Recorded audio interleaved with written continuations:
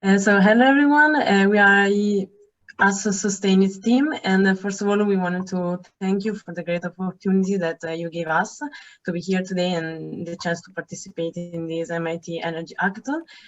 We have been working on innovative solutions to suggest to Iberdrola Avangrid, and the idea is very simple. Why using an external battery to store your energy if you already have a battery on your four-wheels vehicle?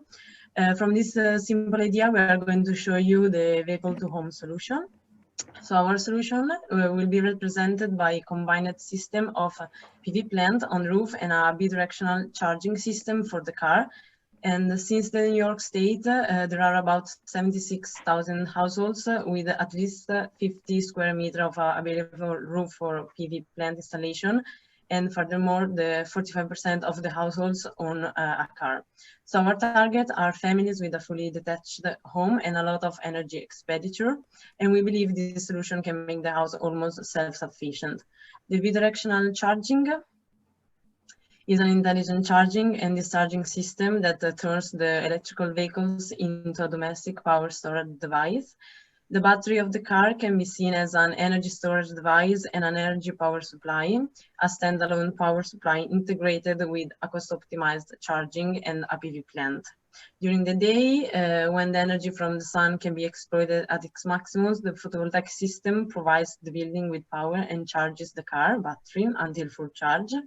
And during peak price phases or when the PV plant is not able to provide energy, the electric car can supply the building with electricity.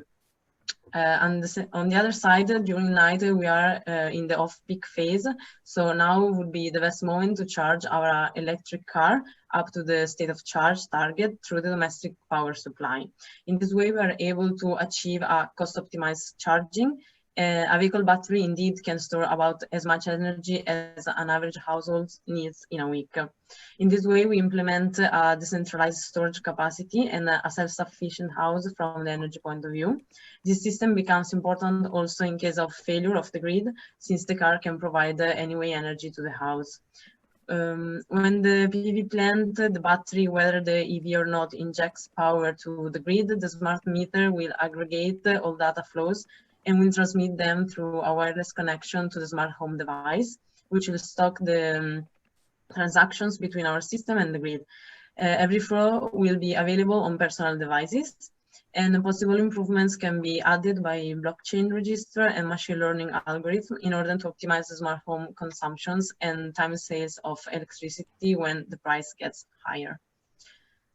Another key aspect will be the support from the IoT. The owner of the house is also provided, in fact, with an app to control the whole vehicle-to-home system, and this app should be easiest as possible in order to provide the user with the necessary information to understand how his house works and what he can do to save money as much as possible. So the idea is to implement a smart connection between the house, the grid, and the car, and use the app as a remote controller of his house energy in order to exploit at the best energy what he's producing, consuming, or exchanging. This would be the business model to be implemented to reach the goal. And partners such as automotives, panel producers, and ET services for app development will have to be engaged in order to provide the client with the installation of the solar panels and the purchasing of the app. The development of a bidirectional technology that allows and controls a double flow of current will be fundamental, and both private customer and energy producer will gain advantages in terms both of cost savings and grid optimization.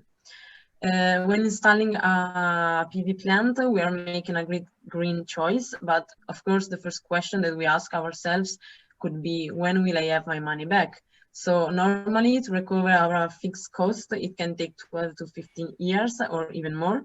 And with this solution, we will be able to sell our energy on peak hours. This means that our ROI can lower to 9 years and even less than 7 if we combine PV and the EV battery storage.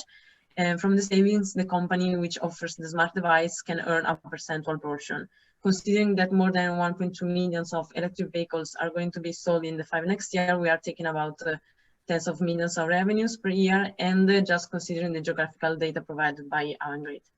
So that was all. And we hope you will find our idea innovative and attractive to develop. And we once more thank you for our attention, your attention. Sorry. I have a question. When you explain the model at the beginning, you speak about the electric vehicle, using the battery of the electric vehicle during the night if there is already charge. But you at the end, you only have show one economic model. If you introduce the electric vehicle inside the economic model, it's very different, the ROI.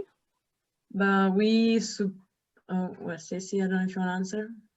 Oh yeah, sorry. The model, the ROE, it's calculated about. It's really based on the amount of money that we can earn by our electric vehicle battery, and okay, if we don't have, yeah, exactly. Okay. And the value proposition for the utility is to sort of capture a fraction of the savings by offering that that platform to customers. Is that right? Yeah. Yeah. And so, is there? I guess this seems very beneficial for the customers who have solar and electric vehicles, and there's a revenue stream in that from them to the utility. What I'm not seeing, I think, jump out at me is, what are the value streams to the grid at large? What are the services they're providing the grid? Yeah, well, I just thought that if we are supplying our loads with our battery, then during the peak prices, during the peak generation, maybe if the power plant, for example, if it gets a cloud in the sky and we just supply our load with our electric vehicle, then all the grid is just less loaded, and so the price can get low or lower in the same situation. Okay, and did you do any quantification of, you know, what the value of that service might be, and who the beneficiaries of that would be? Yeah, Julia, if you just swap to the ROE slide, maybe I can explain better. Yeah, if you see on this bar, it's just an estimate, but the line inside the ear, it represents the performance that the customer would just have with his electric vehicle. And we can see that maybe the ROE can get less for the 9 years if it has a very low performance, but it can get also a bit more than 6 years if the battery is really used a lot during the month. And we assume that the battery would have something like 70 or 90 kilowatt hour capacity for that. Okay. Did you consider at all the risk to customers who maybe don't have the means to adopt DERs like this, don't have money to buy solar panels, don't have money to buy a new electric vehicle? What would the impact on customers like that, who would be more a higher percentage of the utilities customers than the customers that qualify to participate in this?